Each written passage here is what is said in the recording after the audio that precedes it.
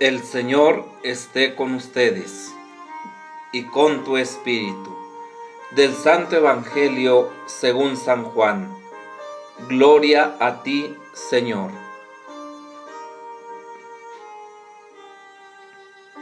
En el principio ya existía aquel que es la palabra, y aquel que es la palabra estaba con Dios y era Dios. Ya en el principio Él estaba con Dios. Todas las cosas vinieron a la existencia por Él, y sin Él nada empezó de cuanto existe. Él era la vida, y la vida era la luz de los hombres. La luz brilla en las tinieblas, y las tinieblas no la reconocieron. Hubo un hombre enviado por Dios que se llamaba Juan. Este vino como testigo para dar testimonio de la luz, para que todos creyeran por medio de él. Él no era la luz, sino testigo de la luz. Aquel que es la palabra era la luz verdadera que ilumina a todo hombre que viene a este mundo. En el mundo estaba, el mundo había sido hecho por él, y sin embargo el mundo no lo conoció. Vino a los suyos, y los suyos no lo recibieron. Pero a todos los que lo recibieron les concedió poder llegar a ser hijos de Dios, a los que creen en su nombre, los cuales no nacieron de la sangre, ni del deseo de la carne, ni por voluntad del hombre, sino que nacieron de Dios. Y aquel que es la palabra se hizo hombre y habitó entre nosotros. Hemos visto su gloria, gloria que le corresponde como a unigénito del Padre, lleno de gracia y de verdad.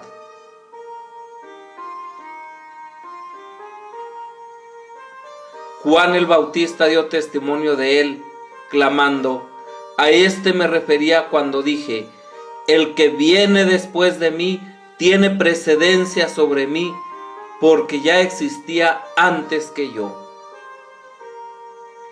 De su plenitud hemos recibido todos gracia sobre gracia, porque la ley fue dada por medio de Moisés, mientras que la gracia y la verdad vinieron por Jesucristo. A Dios nadie lo ha visto jamás. El Hijo unigénito que está en el seno del Padre es quien lo ha revelado.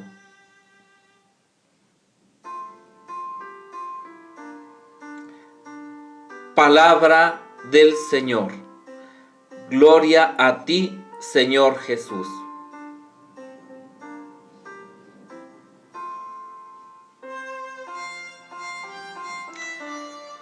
Queridos hermanos y hermanas, estamos culminando el año 2020. Un año intenso, de mucha oración, de mucha reflexión, de mucho dolor, de mucho sufrimiento, pero un año de mucha esperanza, donde nos hemos dado cuenta que solamente viéndonos como verdaderos hermanos podemos proyectar esa luz que recibimos de lo alto, esa luz que viene en Cristo Jesús. Un año en el que nos dimos cuenta que solamente recibiendo a Dios en nuestra vida, en nuestro hogar como familia, nuestro mundo, nuestra familia, nuestra sociedad, nuestra propia vida tiene sentido. Un año donde la enfermedad ha tocado nuestros hogares, ha tocado los seres queridos, ha tocado los amigos, los conocidos. Y un año donde también hemos aprendido a desprendernos más de nosotros mismos y de las personas que amamos, aunque con mucho dolor. Un año en el que Dios se ha hecho presente en nuestra vida, en nuestra historia de salvación de manera diferente.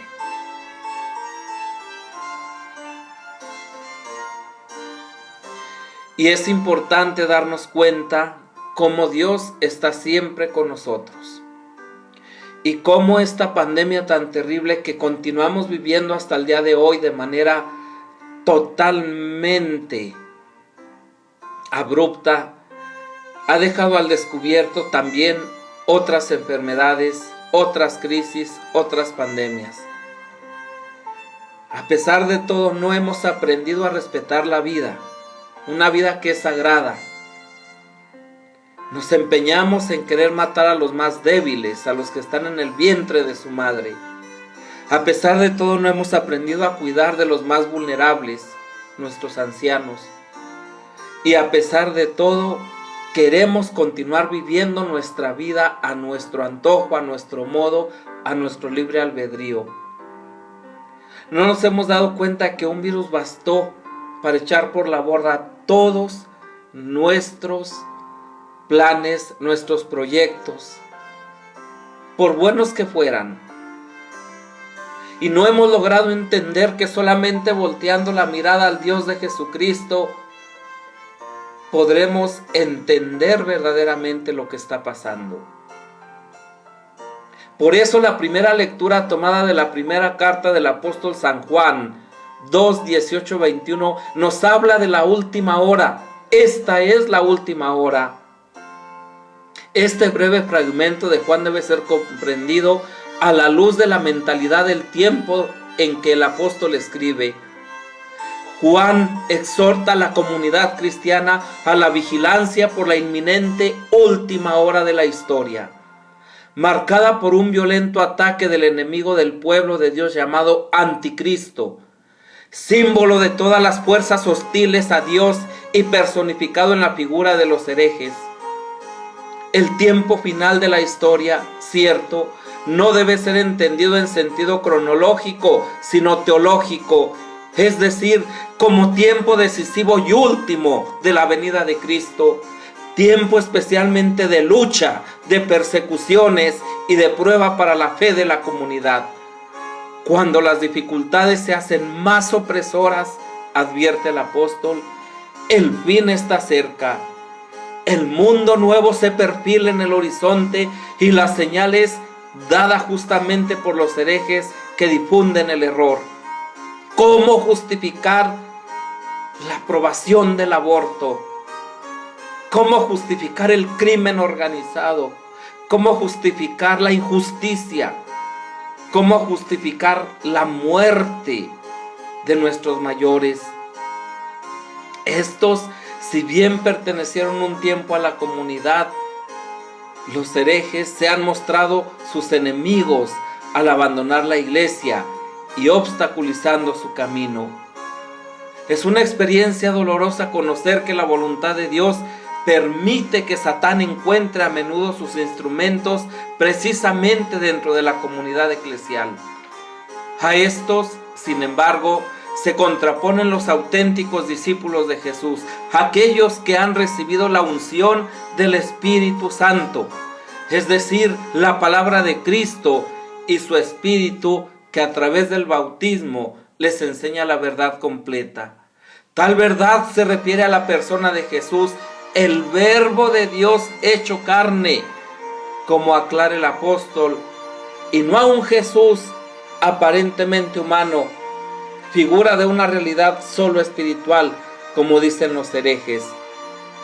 Jesús es Dios, es el Verbo encarnado y habita entre nosotros. En su historia bimilenaria, la iglesia ha encontrado siempre falsos profetas. El prólogo de San Juan, a diferencia de los relatos de los evangelios de la infancia, no narra las vivencias históricas del nacimiento y primera infancia de Jesús, sino que describe de manera extraordinaria, en forma poética, el origen de la palabra en la eternidad de Dios y su persona divina en el amplio horizonte bíblico del plan de salvación que Dios ha trazado para el hombre. Esta presentación de Jesús, palabra, se hace en tres momentos. Primeramente, la preexistencia de la palabra, verso 15. Real y en comunión de vida con Dios. Él nos puede hablar del Padre porque posee la eternidad, la personalidad y la divinidad. Después, la venida histórica de la palabra entre los hombres. de cuya luz fue testigo el Bautista. Esta luz pone al hombre ante una opción de vida: rechazo o acogida, incredulidad o fe. Quien le rechaza ya está perdido. Quien no cree en él ya está condenado. Solo la acogida favorable permite la filiación divina, que no procede ni de la carne ni de la sangre, esto es, de la posibilidad humana. Y finalmente la encarnación de la palabra. Como punto central del prólogo, esta palabra, que había entrado por primera vez en la historia humana con la creación, viene ahora a morar entre los hombres con su presencia activa, y el Verbo se hace carne.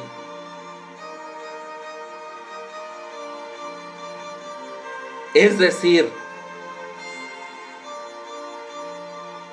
Dios se ha hecho hombre en la debilidad, fragilidad e impotencia del rostro de Jesús de Nazaret, para mostrar el amor infinito de Dios a la humanidad. En Él, y solamente en Él, la humanidad creyente puede contemplar la gloria del Señor. No una gloria como la de Moisés, revelador imperfecto de la ley que puede hacer esclavos, sino la de Jesús, el revelador perfecto y escatológico de la palabra que hace libres. El verdadero mediador humano divino entre el Padre y la humanidad. El único que nos manifiesta a Dios y nos lo hace conocer.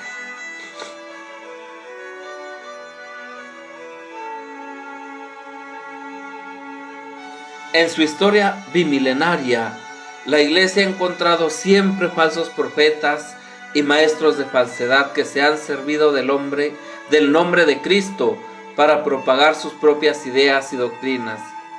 Y muy a menudo tales adversarios del Evangelio han salido de las filas de los creyentes. También hoy la historia se repite, porque no faltan doctores de mentira que hacen brillar ante muchos las tinieblas como luz, desconociendo la verdadera luz de Cristo, portadora de gozo y paz interior. Pertenecer a la Iglesia es un don y un misterio que ningún vínculo externo puede garantizar, sino solo la fidelidad a la palabra de Cristo en la humilde y constante búsqueda de la verdad. Rechazar a la Iglesia es rechazar a Cristo, la verdad y la vida. Rechazar a la Iglesia es no creer en el Evangelio y en la palabra de Jesús. Es vivir en las tinieblas, en el absurdo. Por el contrario, el verdadero discípulo de Jesús, habiendo recibido la unción del Espíritu Santo, se deja conducir suavemente por su acción y por su verdad, reconociendo los caminos de Dios y esperando su venida sin alarmismo ni fantasías milenaristas. La encarnación de Cristo ha impregnado toda la historia y la vida de los hombres, porque solo en Él reside la plenitud de la vida y toda aspiración a la felicidad, y el hombre ha entrado a pleno derecho entre los familiares de Dios. El final de un año civil recuerda al cristiano que la historia humana está guiada por Dios, y a Él dirigimos nuestro reconocimiento por los dones recibidos y nuestra súplica por la vida nueva que siempre nos ofrece.